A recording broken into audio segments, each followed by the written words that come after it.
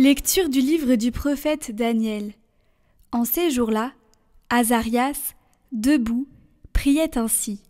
Au milieu du feu, ouvrant la bouche, il dit : À cause de ton nom, ne nous livre pas pour toujours, et ne romps pas ton alliance. Ne nous retire pas ta miséricorde, à cause d'Abraham, ton ami, d'Isaac, ton serviteur, et d'Israël que tu as consacré. Tu as dit que tu rendrais leur descendance aussi nombreuse que les astres du ciel, que le sable au rivage des mers. Or, nous voici, ô Maître, le moins nombreux de tous les peuples, humiliés aujourd'hui sur toute la terre à cause de nos péchés. Il n'est plus, en ce temps, ni prince, ni chef, ni prophète, plus d'holocauste, ni de sacrifice, plus d'oblation, ni d'offrande d'encens, plus de lieu où t'offrir nos prémices pour obtenir ta miséricorde. Mais, avec nos cœurs brisés, nos esprits humiliés, reçois-nous, comme des holocaustes de béliers, de taureaux, d'agneaux gras par milliers. Que notre sacrifice, en ce jour, trouve grâce devant toi, car il n'est pas de honte pour qui espère en toi. Et maintenant, de tout cœur, nous te suivons. Nous te craignons et nous cherchons ta face. Ne nous laisse pas dans la honte, agis envers nous selon ton indulgence et l'abondance de ta miséricorde. Délivre-nous en renouvelant tes merveilles, glorifie ton nom, Seigneur.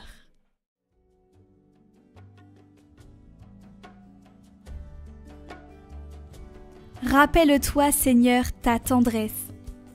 Seigneur, enseigne-moi tes voies. Fais-moi connaître ta route, dirige-moi par ta vérité, enseigne-moi. Car tu es le Dieu qui me sauve. Rappelle-toi, Seigneur, ta tendresse, ton amour qui est de toujours. Dans ton amour, ne m'oublie pas, en raison de ta bonté, Seigneur. Il est droit, il est bon le Seigneur, lui qui montre aux pécheurs le chemin. Sa justice dirige les humbles, il enseigne aux humbles son chemin.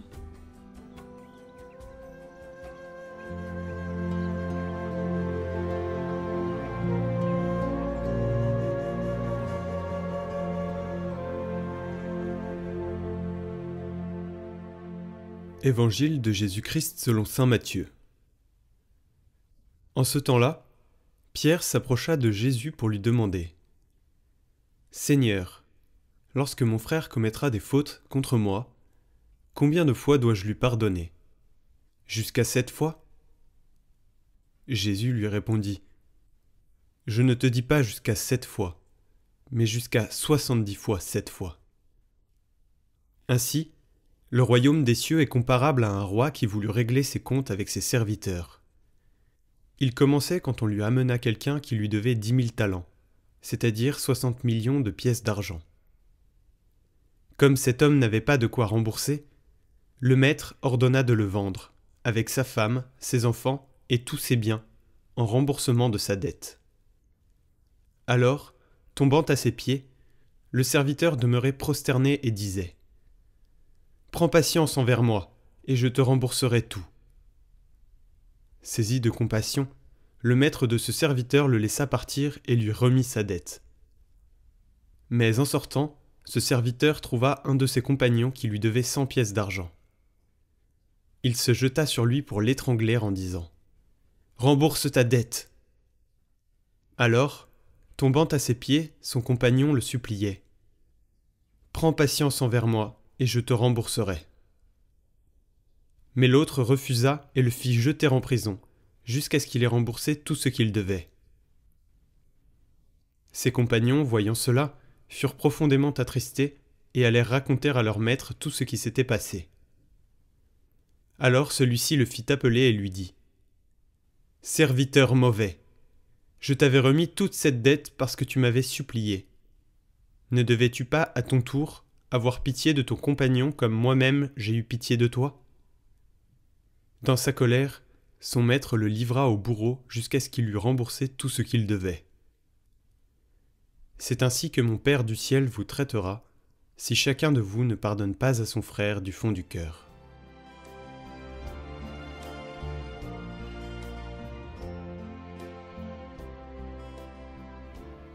La parabole d'aujourd'hui nous aide à saisir pleinement le sens de cette phrase que nous récitons dans la prière du Notre Père. Remets-nous nos dettes comme nous remettons à nos débiteurs. Ces mots contiennent une vérité décisive. Nous ne pouvons pas prétendre au pardon de Dieu pour nous si à notre tour nous n'accordons pas le pardon à notre prochain. C'est une condition. Pense à la fin, au pardon de Dieu et cesse de haïr. Chasse la rancœur, cette mouche agaçante qui va et vient. Si nous ne nous efforçons pas de pardonner et d'aimer, nous ne serons pas non plus pardonnés et aimés.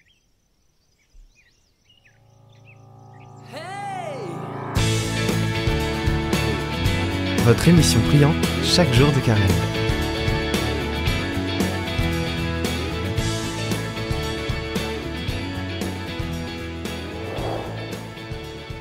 Chers amis, bonjour. Nous nous retrouvons aujourd'hui en ce deuxième jour pour aborder une question que Jésus nous pose personnellement à chacun de nous. Voici cette question. Que veux-tu que je fasse pour toi ?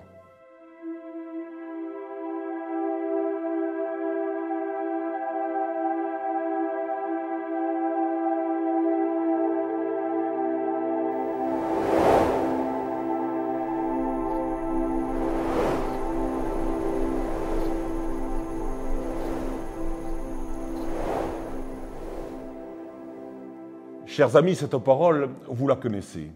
Elle provient de l'évangile de Marc au chapitre 10, versets 46 à 52. Moment où Jésus, passant aux abords de la ville de Jéricho, est interpellé par l'aveugle Bartimée qui, avec force, lui crie « Jésus, fils de David, prends pitié de moi ». Cet homme plongé dans l'obscurité depuis des années n'entend pas se résigner. Bien au contraire, et parce qu'il croit que Jésus est le Messie annoncé, qui guérit les estropiés, les sourds et les aveugles, il jette toutes ses forces dans la bataille. J'emploie ici le mot bataille à dessein car ce pauvre mendiant qu'est Bartimée est rabroué par la foule et comme empêché de parler et d'accéder à la personne de Jésus. Mais fort heureusement, Jésus entend son cri et ordonne qu'on le laisse venir à lui. Alors, jetant son manteau d'un bond, il rejoint Jésus. Et ce dernier, avant de le guérir, de lui redonner la vue, lui pose cette question étrange. Que veux-tu que je fasse pour toi ? En effet, chers amis, en voilà une question étonnante. Jésus, vrai homme et vrai Dieu, sait mieux que quiconque que ce pauvre Bartimée veut recouvrer la vue, et pourtant, il lui pose cette question inattendue.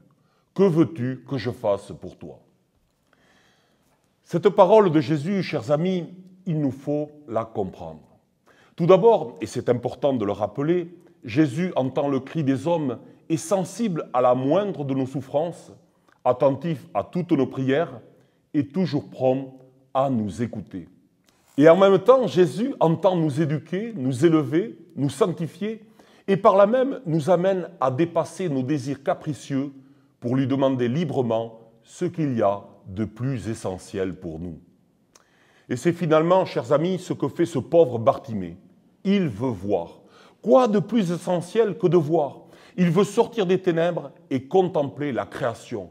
Et plus encore, la personne de Jésus, notre Sauveur à tous. Ainsi, vous l'aurez compris, nous sommes tous des aveugles qui, comme Bartimée, tâtonnons et trébuchons en mendiant notre pain quotidien. Seul le Christ, pourtant, pain de vie descendu du ciel, peut nous rassasier, nous procurer la vie et nous ouvrir les yeux sur les merveilles du royaume. Pour ce faire, chers amis, il nous faut, durant notre vie, et plus spécialement en ce temps de carême, laisser de côté ces désirs de surface qui, comme tout bien de consommation, une fois consommés, nous laissent sur notre faim.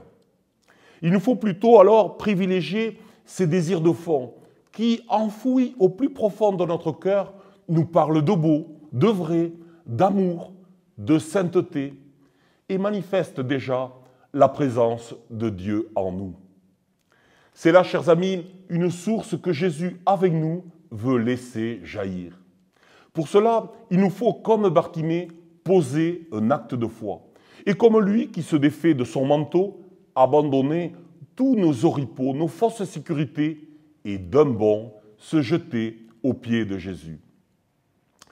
Vous l'aurez cependant noté, il y a des résistances en nous et autour de nous quand il s'agit de nous approcher de Jésus. Comme Bartimée, nous devons donc d'abord faire l'apprentissage de l'humilité, faire la vérité avec nous-mêmes, accepter notre misère et comprendre finalement que sans Jésus, nous ne pouvons rien faire.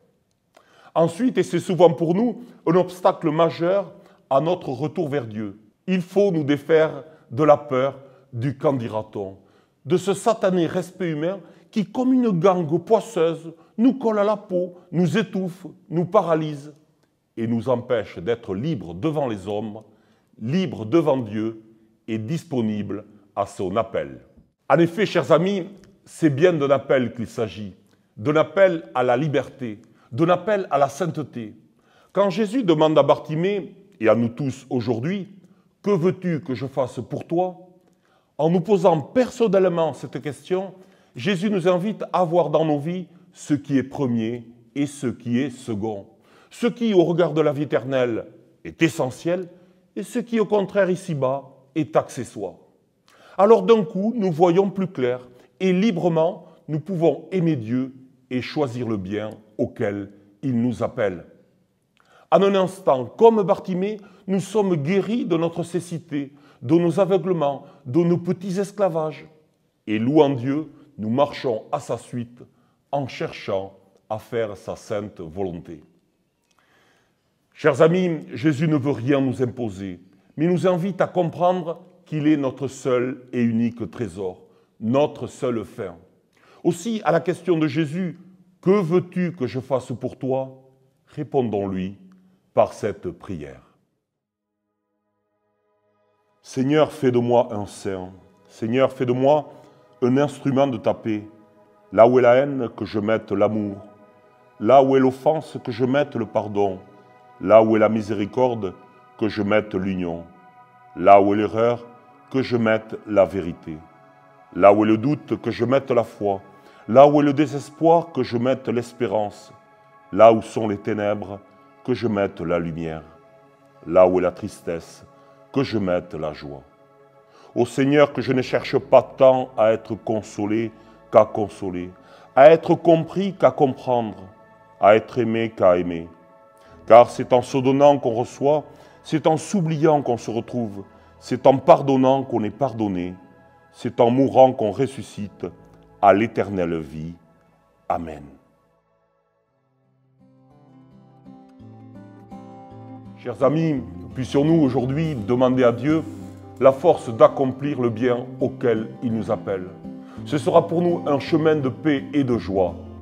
Joyeux et saint carême à tous.